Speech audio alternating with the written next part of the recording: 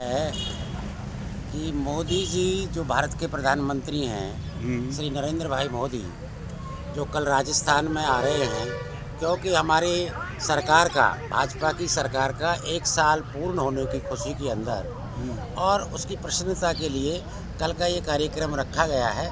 और इस कार्यक्रम के अंदर क्या है कि लाखों की भीड़ उमड़ेगी। भीड़ का कोई अंत नहीं है, यूँ मान के आप चलिए। मोदी जी जब भी आते हैं तो यहाँ हमारे प्रदेश में आकर के कोई न कोई शिलान्यास करके जाते हैं। अब वो आ रहे हैं तो ERCP का शिलान्यास करेंगे और भी वो अनेकों घोषणाएं करेंगे। और उन घोषणाओं के माध्यम से क्या है कि प्रदेश के हर नागरिक को लाभ होगा।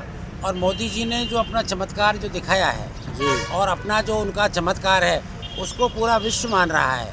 हमारा भारत जैसा देश, जो कि आज जिसको 75 साल हो गए, जब कांग्रेस का शासन रहा 55 साल तक, कांग्रेस भारत को कुछ नहीं दे पाई जी। और मोदी जी ने वो दिया कि आज भारत का हर बच्चा बच्ची, बड़ा बूढ़ा सब इस बात को मानता है कि मोदी जी ने बाकी भारत के लिए बहुत कुछ दिया है। आज आप देखिए डिजिटल इंडिया किसकी देन है। हर आदमी के हाथ में मोबाइल मिल रहा है। मोबाइल के माध्यम से आप फेसबुक, इंस्टाग्राम और क्या व्हाट्सअप, फ़ोन पे बात करना, पूरी दुनिया में सारी खबर करना, व्यापार करना, लेन देन करना, अकाउंट्स का काम करना, और पता नहीं इसके अंदर क्या क्या काम हो रहा है जिससे आज लाखों लोगों को रोज़गार मिल रहा है। साथ के साथ मोदी जी ने किसान वर्ग के लिए जो दिया है वो सबको मालूम है। किसान वर्ग को इतना दिया है कि आज किसान बहुत उत्साहित है। और जहाँ पर हमारे यशस्वी मुख्यमंत्री भजन लाल जी का सवाल है, जिस दिन से वो मुख्यमंत्री बने हैं 1 साल के अंदर उन्होंने उतना काम किया है कि पिछली 10 साल के अंदर भी ये सरकारें काम नहीं कर पाई। और उन्होंने एक इतिहास बनाया 1 साल के अंदर अंदर। प्रथम तो इतिहास उनका प्रमाणिक ये है कि हमारे उपचुनावों के अंदर 7 सीटों के ऊपर चुनाव हुआ था। 7 में से 5 सीटें हमने जीती। 1 सीट हम बहुत कम अंतर से हार गए। और दूसरी क्या है कि जो सीट थी वो भी चौरसिया की, वो भी हमारी सीट क्या है कि जीत के अंदर ही थी, वो भी हम थोड़े से वोटों से रह गए। पहले तो बहुत अंतर था लेकिन अब की बार वो अंतर भी घटा। तो ये क्या है कि यशस्वी मुख्यमंत्री ने बनते ही SIT का गठन किया। SIT का गठन करते ही प्रदेश के जितने भी गुंडे, बदमाश, लुच्चे, लफंगे, चोर, डकैत, उठाईगिरी, नशेबाज, सबको उठा करके पुलिस में टेका और उनको ठीक करने का प्रयास किया। उनको हॉस्पिटल्स में डाला, जेलों में डाला, थानों में डाला और उनको ठीक करने का उनका प्रयास जारी है, प्रयास कर रहे हैं। और आज अपराध राजस्थान के अंदर पिछली बार से 8% कम हो गया है। ये 8% अपराध कम होना ये बहुत बड़ी देन है, ये भजन लाल जी की देन है।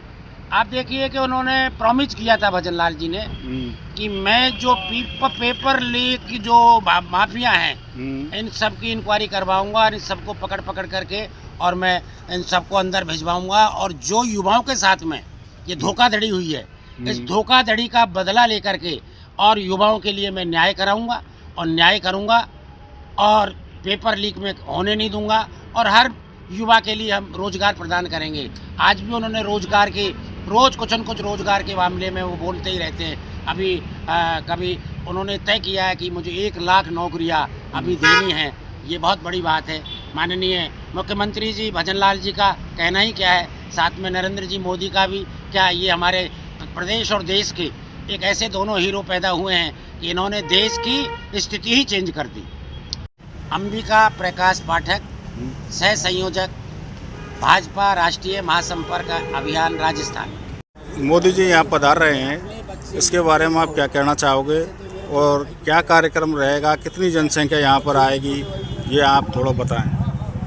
देखिए, कल का जो प्रोग्राम है वो भारतीय जनता पार्टी के श्री भजन लाल जी शर्मा, यशस्वी मुख्यमंत्री जी के 1 साल का कार्यकाल पूरा हो रहा है। इसके उपलक्ष्य में माननीय यशस्वी प्रधानमंत्री जी मोदी जी यहाँ पधार रहे हैं। उसी प्रोग्राम में इसमें एक जो मेन काम है वो ये ERPC का जो शिलान्यास होगा वो होगा। ये एक बड़ी योजना है ERCP। हाँ, ERCP का जो शिलान्यास होगा ये बहुत बड़ी योजना है। ये पश्चिमी राजस्थान यानी इसमें 12-13 ज़िले हैं, उनकी कायाकल्प कर देगा सभी।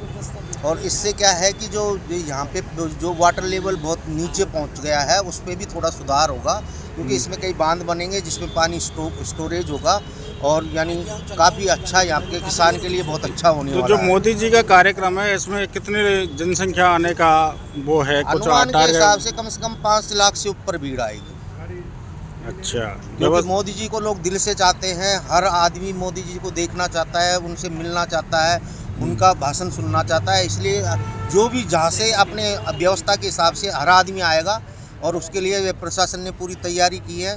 और इसलिए जयपुर से बाहर ये प्रोग्राम रखा गया है, क्योंकि जयपुर के अंदर अगर ये प्रोग्राम होता तो इतनी भीड़ कंट्रोल और उससे क्या ट्रैफिक व्यवस्था बहुत यानी नियंत्रण में नहीं रहती। तो इसके लिए ही इसको बाहर किया गया है। और हमारे माननीय यशस्वी मुख्यमंत्री जी का जो 1 साल का कार्यकाल है ये बहुत अच्छा रहा, और उसके लिए यानी कहने का मतलब मैं बहुत बधाई देता हूँ उनको।